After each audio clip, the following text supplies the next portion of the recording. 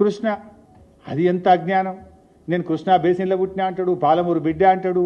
కనీసం ఇంకా కృష్ణా నది మీద కూడా అవగాహన ఉండదా నీకు?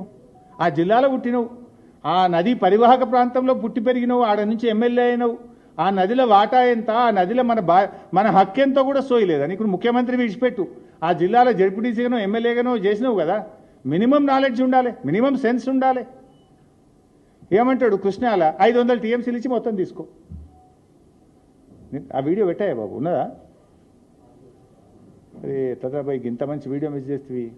కృష్ణా బేసిన్ మీద ఒక 500 టీఎంసీలు, గోదావరి బేసిన్ మీద దాదాపు ఒక 1000 టీఎంసీలకు మీరు బ్లాంకెట్ ఎన్ఓసి ఇవ్వండి. ఆ తర్వాత మీరు ఏ ప్రాజెక్టులైనా కట్టుకోండి, మాకు అభ్యంతరం లేదు.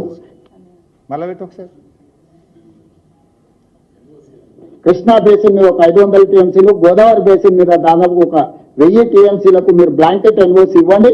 ఆ తర్వాత మీరు ఏ ప్రాజెక్టులైనా కట్టుకోండి, మాకు అభ్యంతరం లేదు. ఉరిదీయాలి నన్ను. ఈయన చేసిన ద్రోహానికి నేను ఉరిదీసినా తప్పులేదు. ఇంత ద్రోహమా? ఒక ముఖ్యమంత్రిగా ఉండి ఇంత బాధ్యత రహితంగా మాట్లాడొచ్చునా? ఉరిదీసినా తప్పులేదు. ఇది ఎందుకంటే కొన్ని లక్షల వేల కోట్ల ప్రజల జీవితాలతో ఆడుకుంటున్నావు నువ్వు ఇవాళ మిస్టర్ రేవంత్ రెడ్డి. దీన్ని చంద్రబాబు ఒప్పుకోడా? ఈజీగా ఒప్పుకుంటాడు.